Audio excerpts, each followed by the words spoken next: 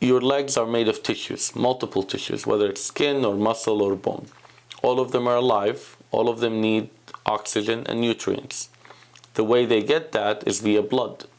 The pipes that bring that blood into every one cell is what we call arteries. And I would like you to make the differentiation now between the arteries and the veins, because a lot of people call veins and arteries the same. The arteries are the pipes that are bringing fresh blood, full of nutrients and oxygen, from your heart pumped to your legs in this case.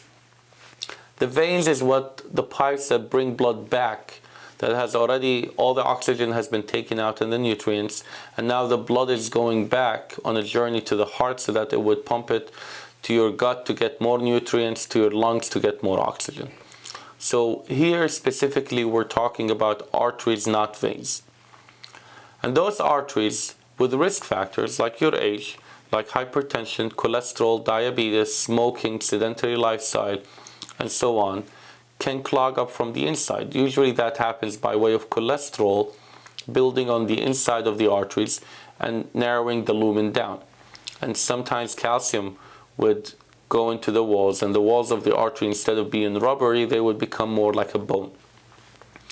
And then you can understand that if we narrow the lumen, then not as much blood is going to get to your tissues, and eventually you're going to feel it. How do you feel it? Really multiple ways. Some people don't feel it at all, and it's asymptomatic, even though there is disease in the arteries, but they don't feel it.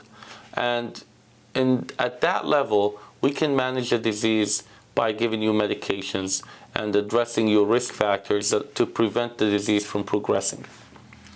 Now, once the disease progresses more, then you start feeling symptoms, and those symptoms can be just fatigue in your legs. They can be pain, they can be cramping, they can be tightness. People describe them in different ways. But the one common denominator is that these symptoms would come only when you do some kind of activity or some kind of walking. You walk for a distance, you feel it, you rest, you stop, it goes away. This phenomena, we call it claudication, if you ever hear the term. And at this point, we have medications to help you. A lot of times the medications are not able to help you on their own. And now we got to come in and do this procedure, peripheral angiogram, to look at the arteries and fix them if we can. Going back to the disease, if it progresses a little bit more, now you'll feel even worse symptoms. And now the same symptoms might be on even if you're resting and doing nothing, just sitting on your couch, you might still feel pain. It can even progress to a place where now you have wounds in your skin.